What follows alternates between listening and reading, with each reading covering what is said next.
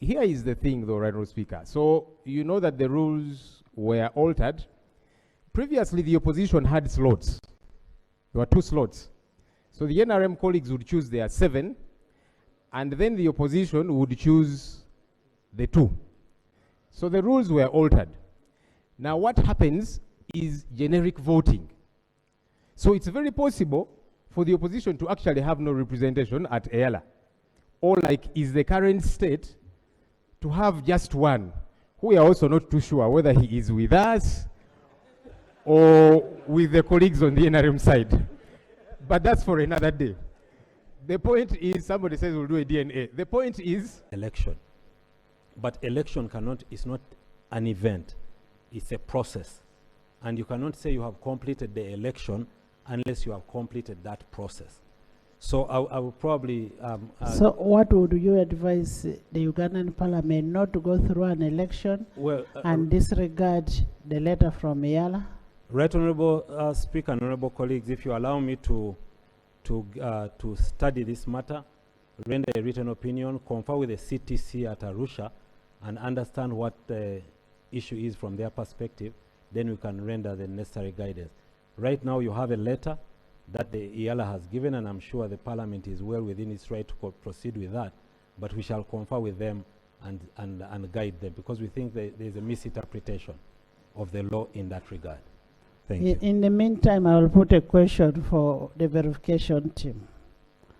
I put a question that the 20 members whose names I've read be approved as a verification committee for the purpose of EALA by elections. Those in favor say on the contrary, nay. The ayes have it.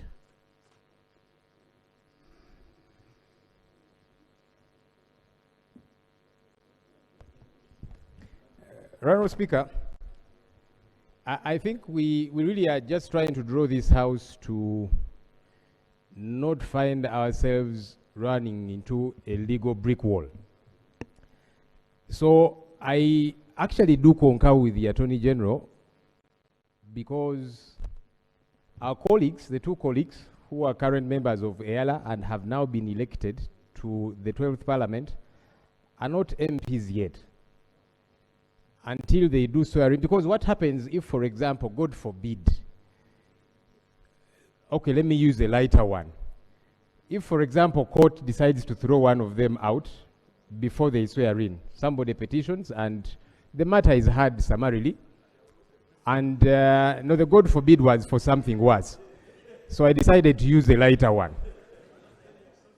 to say if any of these is thrown out, and so they don't get to swear in, they will not have become members of Parliament. So it's very important that we are careful with the law. These colleagues will become MPs after they have sworn in.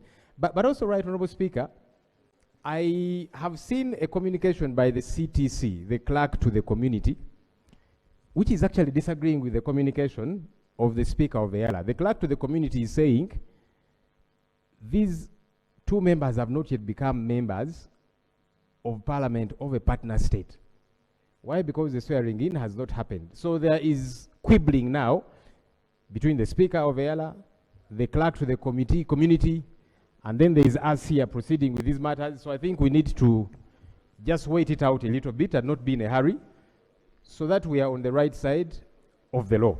Round Speaker, the other issue tethered to that as well, you did mention that only colleagues belonging to the NRM can be nominated.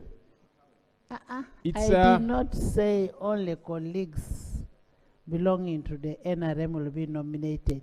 I emphasized that the colleagues that lost are NRM. I am an authority in that. And I don't doubt that you're the Speaker of Parliament. No, I am saying I am an authority because I took Parliament to court. No, actually, the ruling is the authority. But Right Honourable Speaker, here is the issue. The ruling is the I authority, do agree, you're the one who... I am the one who took it. Yes, and the ruling that was given becomes the authority. He is just one. Previously, there were 2. If he had not gotten the threshold of the votes that would enable him fall within the 9, there's a very possible situation that we can have only NRM colleagues representing us at EALA. That's a problem, because now the slots that previously belonged to the opposition were taken away. So if now you have the voting as it happens, and our colleagues say, no, we should send just the NRM people. After all, we have the numbers. So the opposition doesn't get to be left out. I would like to urge this parliament to address that matter too, because it's important. In fact, in the past, we were saying only 2, that's too little. But now that was taken away as well. We are all here, and the same way we are all here, it's important that all our voices are represented at the East African Legislative Assembly. Thank you. Thank you. Thank you. Members, this is not a matter, before we get an opinion or before we get a letter, there are only 2 things that can stop us from having the election. A contrary letter from EALA or a court order. But for now, we are proceeding. Honorable members, this afternoon, we will have Easter carols and the whole community service officiated by His Grace the Archbishop of Church of Uganda, the Most Reverend Dr. Samuel Kazimba, Main Hall. Honorable members, the sectoral committees are currently scrutinizing the ministerial statements, and I want to urge you to do that and finish the work and report back on the day that has been stated.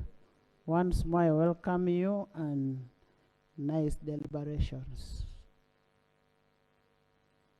Thank you. Yes. Thank you very much, Kira. Right Honorable Speaker. I thought if you allow me to use the window of responding to your communication, there is an ongoing demolition under the name of trade order throughout the country. You may have seen the images of women crying and young people. The National Planning Authority, Madam Speaker, puts the figure of the working population at 15.8 million. 13.3 are in the informal sector. With this good government that is giving people PDM, There's a procedure.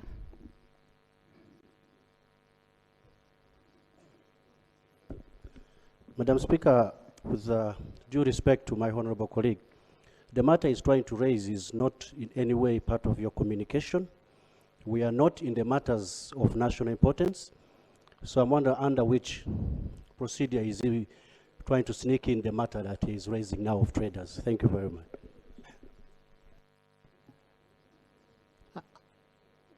Was it part of the communication? Madam Speaker, I the rules are vast.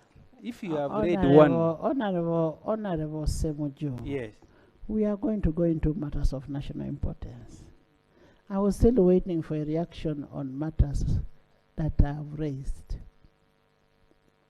Speaker, I am still ruling. I was still waiting for matters arising out of my communication. Now that there are no matters arising, I will start with the Honorable Achuti on matters of national importance. Thank you, Right Honourable Speaker.